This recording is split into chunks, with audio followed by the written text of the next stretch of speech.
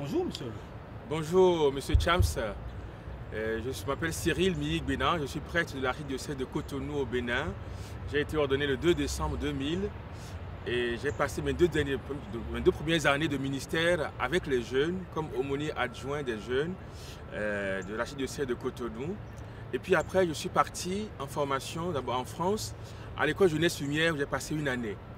Une école que j'avais un projet de fonder au Bénin.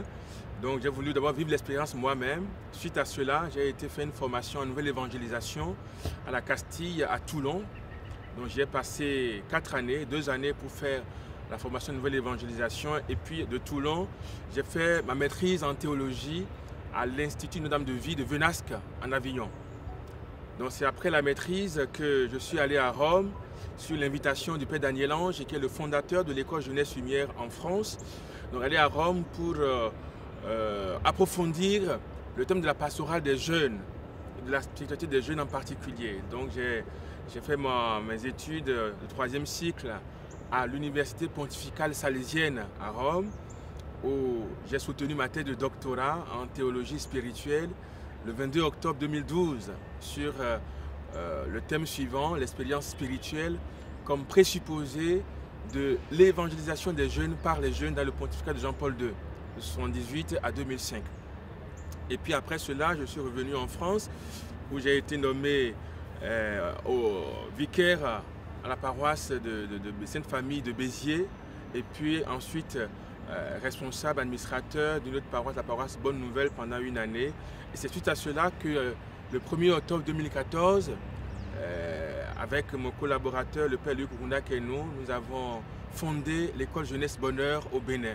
Après, j'ai dû revenir à Paris pour des raisons d'engagement. J'avais pris l'engagement en termes de conférences à faire et puis des rendez-vous médicaux aussi. Donc, après la fondation, je suis revenu à Paris où j'ai pu donner pendant une année une trentaine de conférences à Paris, dans la région parisienne, au nord de la France, en Charente, à Lourdes, dans le Var.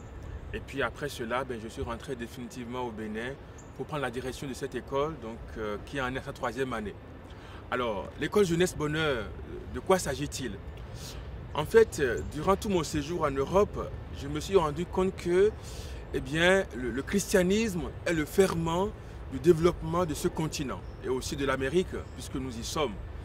Alors je me suis dit, mais comment se fait-il que l'évangile, la graine du Christ, a pu développer tous ces pays et chez nous, ça ne prend pas.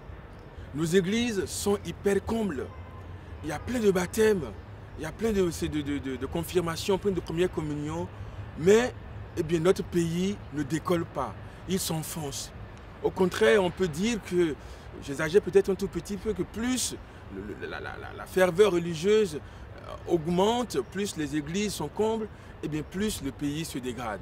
Mais qu'est-ce qui se passe? Et c'est Albert Einstein qui disait que la folie, c'est de faire toujours la même chose et attendre un résultat différent. Et donc j'ai dit, en rentrant au pays, je ne voudrais pas continuer la même chose et attendre un autre résultat. Ça veut dire qu'il faut changer ce que nous faisons. Et donc j'ai pensé à ce projet d'une école de prière d'évangélisation pour former le cœur des jeunes. Parce que je me suis dit, le Bénin en particulier, l'Afrique en général, est plein de têtes bien pleines. Peut-être bien faites, pourquoi pas, mais c'est le cœur qui est mal fait. Et donc il y a besoin d'une école pour former le cœur de l'homme. Et nous savons que, comme dit le pape François, le cœur est le centre des décisions en tout lieu, en famille, au travail, dans la société. C'est le cœur qui décide et l'intelligence met en application. Et donc si le cœur n'est pas bien formé, l'intelligence qui est bien formée appliquera des décisions mauvaises du cœur. D'ailleurs, l'Évangile le dit, Jésus l'a dit, c'est du cœur que sortent les intentions perverses. Et donc cette école a été créée pour la formation du cœur des jeunes qui vont avoir à diriger nos pays, je parle de nos pays parce que l'école est internationale, dans un futur plus ou moins proche.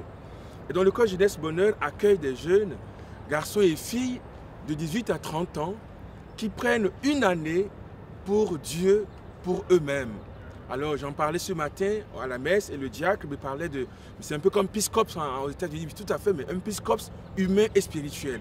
On ne va pas rendre un service simplement, on va pour former le centre des décisions qu'est le cœur. Et donc cette école, qui est une année pour Dieu, on accueille des jeunes de garçons et filles de 18 à 30 ans qui ont le niveau bac, tout au moins, et qui décident de donner cette année-là pour se former. Alors, elle repose sur 4 piliers que sont la vie de prière, la formation, la vie communautaire et la mission. D'abord, en ce qui concerne la vie de prière, eh bien, l'école part d'une vérité anthropologique fondamentale, à savoir que l'homme a été créé à l'image et à la ressemblance de Dieu. Donc, il n'y a pas de formation du cœur possible qui ne s'enracine en Dieu. Raison pour laquelle, eh bien, le premier pilier de l'école est la vie spirituelle, la vie de prière. Donc, les jeunes qui sont accueillis, ils ont des prières, des temps de prière le matin, à midi, le soir, la messe tous les jours. Ils ont la possibilité de se confesser toutes les 2 semaines. Ils ont chacun un accompagnateur spirituel qui les accompagne dans ce qu'ils font. Voilà. Ensuite, le vendredi est une journée de silence, de désert, où chaque jeune est remis à lui-même et fait l'expérience du silence. La nuit du jeudi au vendredi est une nuit d'adoration où les jeunes se relayent devant le Saint-Sacrement pour pouvoir prier et avoir un cœur à cœur avec Jésus. Donc voilà un peu en ce qui concerne la vie de prière. Le deuxième pilier, c'est la formation. Donc ils reçoivent des cours, c'est une école, et ils reçoivent des cours par des intervenants bien formés, experts dans leur domaine, des prêtres, religieux, religieuses, qui viennent leur donner des cours, donc 14 heures de cours par semaine, et ça fait 21 sessions. Alors de quoi s'agit-il et de quoi parlent ces cours? Alors il y a bien sûr des cours de théologie, donc ces cours touchent les 3 dimensions de la personne humaine, que sont le corps, l'âme et l'esprit. Donc il y a des cours qui touchent l'âme, donc des cours qui touchent le Christ, la Vierge Marie, l'Esprit Saint, l'Église, voilà, mais aussi des cours qui touchent l'esprit, donc de philosophie, de psychologie, des cours sur le mariage, des cours sur l'entrepreneuriat, pour les préparer une fois au retour dans le monde à pouvoir se prendre en charge, ne pas attendre que l'État leur donne du boulot, voilà, qu'ils puissent eux-mêmes créer du travail avec leur intelligence. Voilà, des cours sur la doctrine sociale de l'Église, donc vraiment des cours qui prennent en compte toutes les dimensions de la vie d'un jeune dans la société actuelle. Voilà. Et ces cours sont sans examen pour donner aux jeunes le goût de se cultiver. Voilà. Qu'il n'y ait pas la pression des nôtres, qu'on puisse étudier simplement pour se cultiver. Voilà. Et puis ces cours, les intervenants sont très divers. Il y a des prêtres, des religieux, des laïcs, pères et mères de famille, des intervenants qui viennent de loin. On a une pédiatre française qui vient chaque année donner un cours de bioéthique. Pendant une semaine, elle vient le dimanche. Elle donne cours du lundi au jeudi. Vendredi, samedi, dimanche, elle fait un peu de tourisme. Le dimanche, elle repart. Donc l'école est internationale, comme je le disais, mais j'y reviendrai. Donc ça, c'est le deuxième volet. En troisième volet, c'est le volet de la vie communautaire. Alors la vie communautaire, donc c'est jeunes garçons, jeunes filles qui vivent ensemble dans la même maison. Et donc, c'est une école de vie. Donc, ils tiennent la maison, ils tiennent l'école comme dans une maison. Donc, en petite fraternité, ils font les différents services. Donc, voilà, la cuisine, le ménage, la lingerie. Donc, on apprend vraiment à vivre ensemble et à aimer l'autre. Parce que le défi au Bénin et en Afrique en général, c'est qu'on n'a pas le sens de l'autre. Et quelques éléments justement qui montrent comment on leur inculque ce sens de l'autre. Voilà, quand vous êtes de tout pour la cuisine, que vous soyez garçon ou fille, vous allez à la cuisine, préparer pour tout le monde. Quand vous êtes de couple à la lingerie, vous allez à la lingerie, laver le linge de tout le monde, garçon ou fille. Voilà. Et déjà, ça vous prépare plus tard à laver le linge de votre épouse. Quand elle sera enceinte ou malade, vous n'attendrez pas que d'autres personnes viennent laver le linge de votre épouse, parce que vous l'aurez déjà appris. Ainsi de suite, pour les travaux extérieurs, là justement, on développe aussi les activités agro-pastorales parce qu'on nous a inculqué malheureusement en Afrique la désaffection de la terre. Et je suis rentré d'Europe avec la conviction que l'homme a 3 richesses. Dieu, lui-même et la terre. L'argent en espèces trébuchantes et sonnantes et trébuchantes n'est que pour moi la 4e richesse, artificielle créée par l'homme. Mais les 3 richesses essentielles de l'homme, c'est Dieu, lui-même et la terre. Et donc, on veut, dans l'école, inculquer aussi aux jeunes à développer, bien sûr, Dieu par la vie de prière, l'homme par la formation humaine qui est donnée, et puis la terre par les activités agricoles et d'élevage qui sont menées. Ainsi, chaque jeune a un lopin de terre qui lui est attribué, qu'il est chargé de mettre en valeur y semant ce qu'il veut, du piment, etc., en y cultivant ce qu'il veut, du piment, de la tomate, libre à lui de cultiver ce qu'il veut. Ensuite, il y a l'élevage. L'année dernière, nous avons lancé l'élevage de 500 poussins, 350 pondeuses et 150 coquelets. Les coquelets ont bien donné, on en a mangé, on en a vendu. Les poussins, les pondeuses aussi ont bien grandi.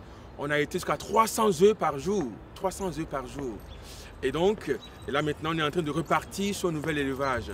On nous a offert aussi un couple de cochons qui est à mi-bas. Et là, nous avons 7 porcins. Et nous comptons qu'on a développé cela aussi. Et bientôt, on va acheter aussi des moutons, puisqu'on a de la végétation, dont ils pourront manger gratuitement cette végétation et pouvoir grandir. Donc, on inculque aux jeunes aussi à mettre en valeur la terre que Dieu nous a donnée. Voilà. Et cette vie communautaire aussi, un autre point qui montre le sens de l'autre, c'est qu'il y a le jeu, le football. Et dans la particularité, c'est que c'est les filles qui mettent le but. Donc, un garçon peut dribbler tout le monde. Il faut qu'il passe la balle à une fille pour qu'elle marque le but. Et cela apprend au garçon à se dessaisir de son œuvre et à s'aider à l'autre de concrétiser ce que lui a construit jusque-là. Donc cela apprend concrètement le sens de l'autre. À la fille met le but, c'est elle qu'on applaudit. Oh, c'est toi qui as dribblé tout le monde. Tu apprends à te réjouir du résultat de l'autre en sachant que tu y as contribué toi aussi, même si c'est elle qu'on applaudit. Donc de petites choses comme ça qui apprennent aux jeunes à cultiver le sens de l'autre. Parce qu'on leur dit, la hiérarchie des valeurs, c'est Dieu, les autres et moi. Alors mon père, et pour rapidement résumer, quelles sont les conditions pour être accepté dans votre école? Alors, les conditions pour être accepté à l'école Jeunesse Bonheur, elles sont au nombre de 5. Alors, il faut être âgé de 18 à 30 ans, il faut être majeur, voilà. Et puis ne pas être trop, dépasser la trentaine. Ensuite, avoir le niveau bac, voilà. Donc, avoir le niveau bac et plus. Troisième condition, c'est la disponibilité pour une année entière. Voilà.